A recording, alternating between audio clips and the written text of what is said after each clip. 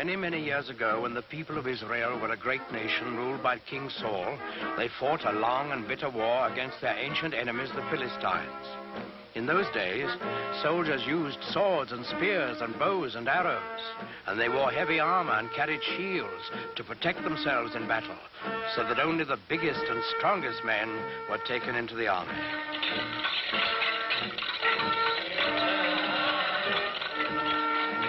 Well, in this war, the Israelites and the Philistines were pretty evenly matched. They fought many hard battles, and each side lost many men, but neither side could completely conquer the other. Then one day, while the Philistines were camped on one side of the great valley and the Israelites on the other, there came out of the camp of the Philistines a champion of their cause, a huge giant, taller and stronger and bigger than any man anyone had ever seen.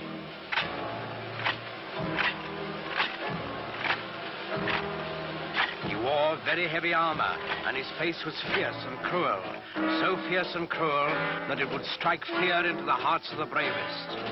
This was Goliath, the giant of Gath. He strode to the center of the valley, faced the armies of Israel, and in a voice like thunder, he hurled this defiance at them. I am Goliath, the giant of Gath, and the Philistines have chosen me as their champion. You, soldiers of Israel, choose a man for you, and let him come down here and fight with me. If he kills me, we will be the servants of Israel. If I kill him, you will be slaves to the Philistines. I defy any man to accept my challenge.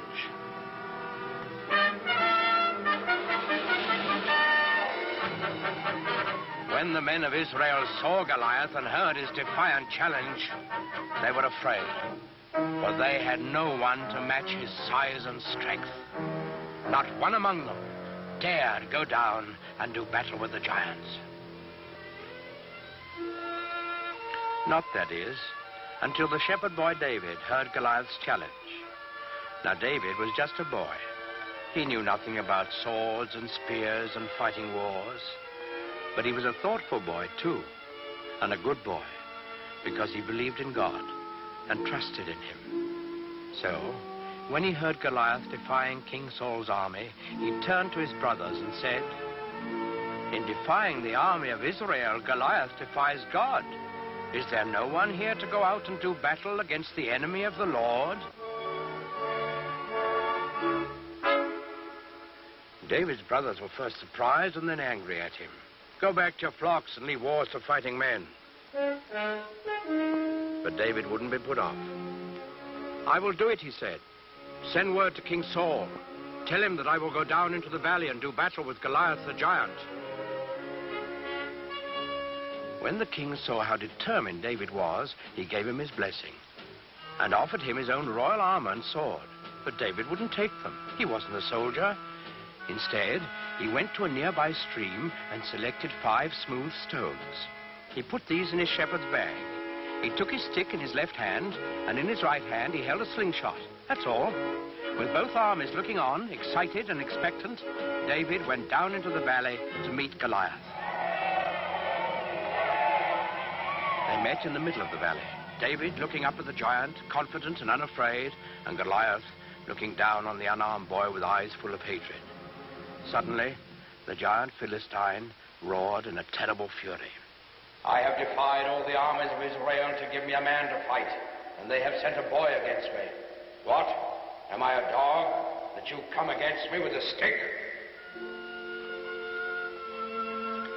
David answered him calmly. "I come against you in the name of the Lord of hosts, the God of the armies of Israel, whom you have defied. Your sword and your spear and your shield will not save you, Goliath, for this day you shall learn that the Lord fights on the side of right." Goliath let out an angry snarl. "So be it. Defend yourself, boy."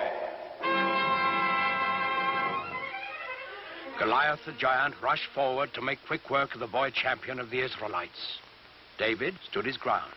He reached into his shepherd's bag, took out 1 stone. He fixed it in his slingshot, and he let it fly.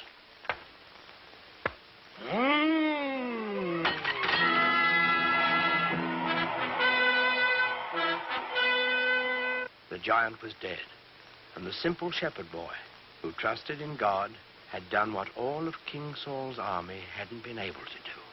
David lifted his eyes to heaven, and he whispered a prayer.